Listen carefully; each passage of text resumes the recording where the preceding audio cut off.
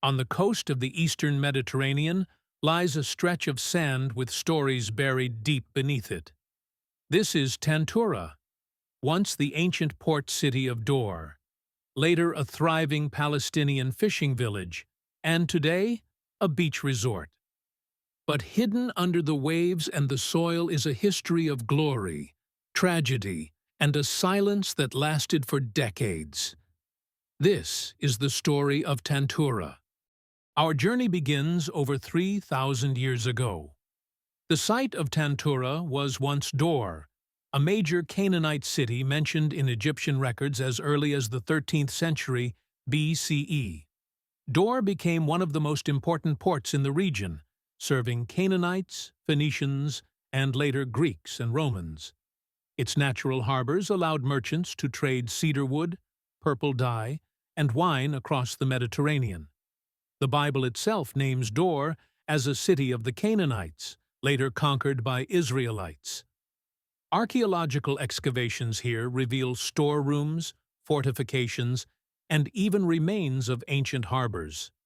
Dor thrived for centuries until waves of conquest, Assyrians, Persians, Greeks, and Romans, reshaped it again and again. By the Middle Ages, Dor's grandeur had faded, but on its ruins, a modest Palestinian village grew, Tantura. Under Ottoman rule, it was a fishing community, with stone houses and boats lining the shore. By the early 20th century, during the British Mandate, Tantura was home to around 1,500 people. Families farmed olives, wheat, and melons, but fishing remained its lifeblood.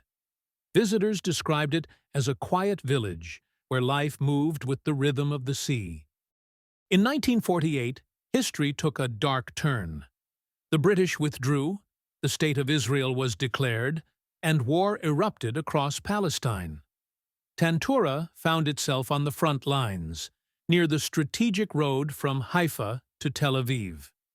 In late May 1948, the Alexandroni Brigade of the Israeli Army launched an assault on Tantura. The battle was swift, but its aftermath remains deeply controversial.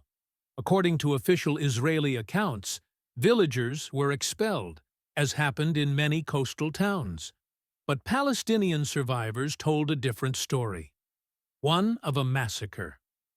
In the 1990s, researcher Teddy Katz interviewed dozens of witnesses, both Palestinians and Israeli veterans. His findings suggested that after the village surrendered, over 200 men were executed, and the survivors driven out. Israeli veterans denied it. Katz faced lawsuits, retractions, and public pressure. But decades later, in the 2022 documentary Tantura, former soldiers admitted on camera that executions took place. One veteran said plainly, "It was a massacre." There's no doubt. The truth is still debated, but for Palestinians, Tantura became another name etched into the memory of the Nakba, the catastrophe of 1948, when over 700,000 were displaced from their homes. After the war, Tantura's houses were destroyed or repopulated. On its lands, the Israeli Moshav Dor was founded in 1949. Today, visitors come here for sandy beaches, diving spots, and seaside resorts.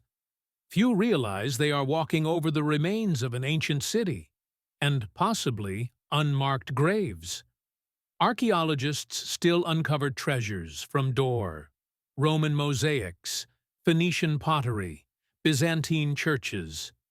Meanwhile, Palestinian families who once lived in Tantura remember it only through stories and photographs. Tantura is a place where history refuses to stay buried. From a Phoenician port to a Palestinian village, from bustling harbors to contested memories, its story mirrors the wider history of the land itself, ancient, beautiful, and scarred by conflict. As the waves wash over its shore, the question remains, can places like Tantura ever find peace, not just in the present, but in memory?